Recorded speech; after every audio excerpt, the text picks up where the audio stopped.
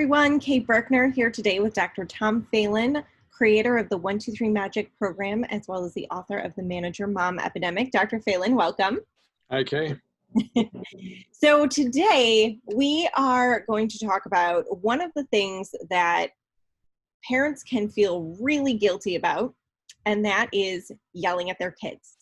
And really, it's not just the yelling, right? The yelling is because parents get mad, which is completely normal as a parent.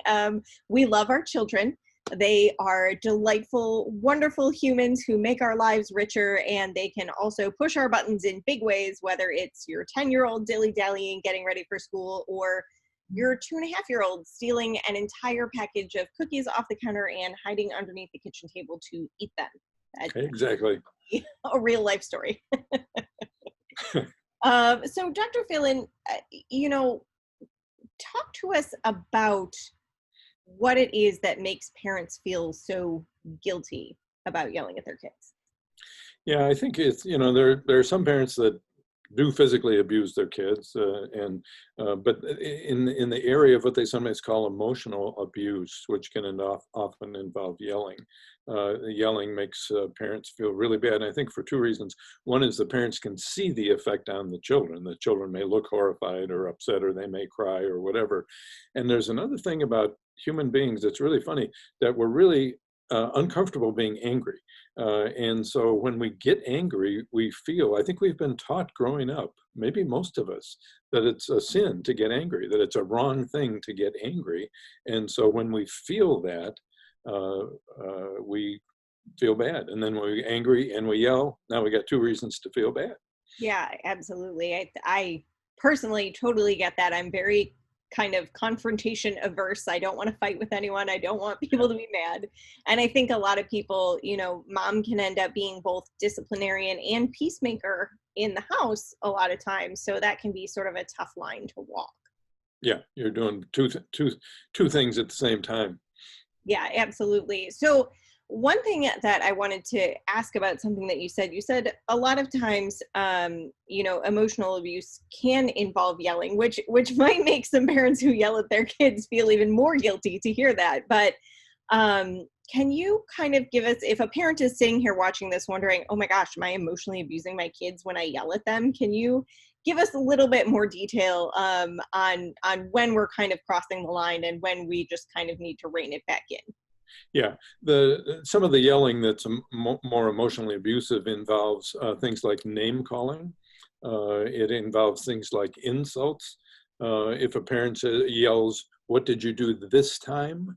The "this time" implies that this child is a complete screw up, and and all that. So if you have that kind of language combined with the yelling, it can become abusive. And it also has to do with the intensity, the quantity, and the frequency that with which parents are yelling that'll really bother the kids.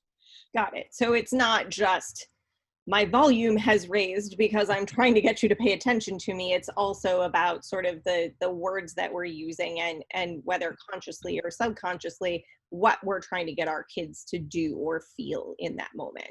I think so, and I think part of the yelling, when yelling gets to the point where it feels to a child that the parent is saying, "I hate you, and you are driving me crazy by your behavior," that's going to be emotionally abusive. Yeah. Yeah. And that's, of course, not a place that any of us want to be. And one of the things that I love so much about the 123 Magic program is it takes a lot of that away, right? Like it helps to eliminate or at least greatly reduce the anger and the emotionality and hence the yelling when it comes to child discipline. So can you talk to us a little bit about why it's so important to pull some of that anger and some of that emotionality out of child discipline, and sort of what effect does a parent being angry have on how effective their discipline is? I think there are a couple of things. One is a parent being angry like that. In some parents, the anger communicates to the child that the parent has really no idea what they're doing. That my only strategy is yelling at you and screaming at you. And so they yell and scream, and the kid thinks, they don't have any idea what they're doing. The other thing is there's a group of kids, and not the, the defined group that we know of.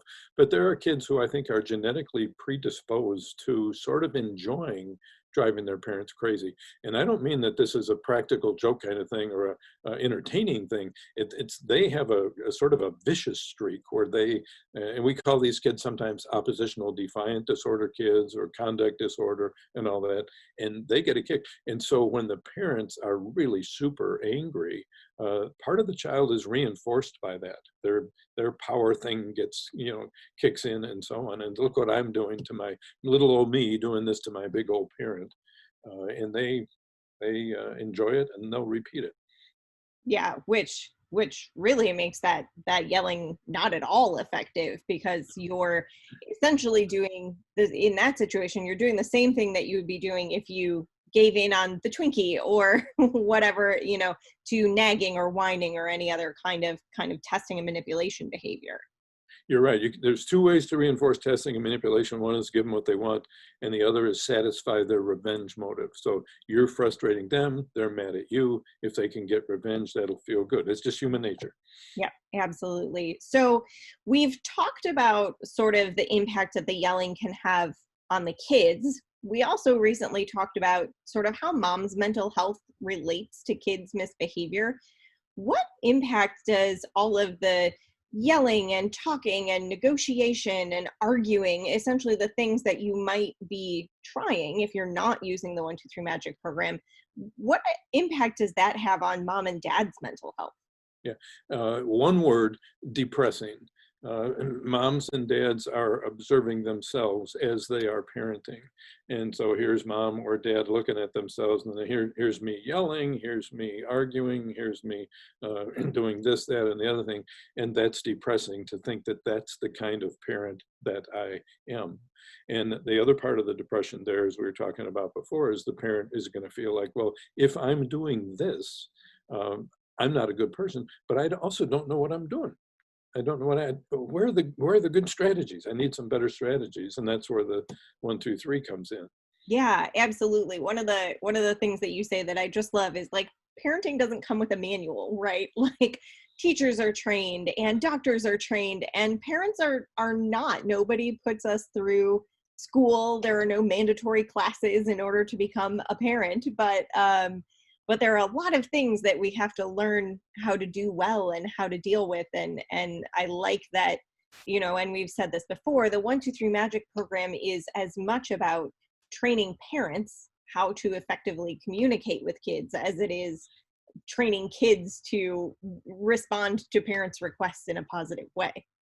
Yeah, the only way we can do it is we have to train the parents first and so on. And a lot of parents go by the idea that, well, what my mom and dad did with me, look how I turned out. Now, sometimes you want to say, well, if I were honest, you didn't turn out so well, but they say, look how I turned out. But, the automatic parenting is what we call that. And a lot of times automatic parenting is the way I grew up. And it's not such a good idea. It wasn't such a good tactic that your parents used on you. Yeah, absolutely. So, even if you're using the program and you're really good at it, there are still going to be times that you get irritated with your kids, right? Whether they stole the cookies and you wanted to eat them, or they drew on the wall, or you're really trying to get out the door on time and they're just not moving quickly enough. It's frustrating. So what should parents be doing at that point? I think they need to do two things. The first one is to find a good strategy. So if you're doing something and it's not working, think about it. Read the book, or do something, think of what else can I be doing in this situation. The other thing is, don't feel guilty about being angry or irritated. You're supposed to feel angry or irritated. Anger and irritation are built into us by old Mother Nature for us to protect ourselves and solve problems and right wrongs and get rid of injustices and all this kind of stuff. So if your kids are doing something they shouldn't be doing and you're angry, that's okay. Use that anger and find your good strategy, put them together, and you got a good thing going. Yeah, absolutely. I like that. It's sort of combination of sort of mindfulness and a positive redirect of an emotion that so many of us have a negative association with. Yeah, we gotta get used to it, because it's part of it's going to be with us for the rest of our lives. But it's basically a good thing. it's a good thing. It doesn't make you a bad parent, Right. and it is something that you can kind of control and use to your benefit as well. Dr. Phelan, thank you so much for joining us today and for this advice. We really appreciate it. See you later. Thanks so much, everyone, for joining us.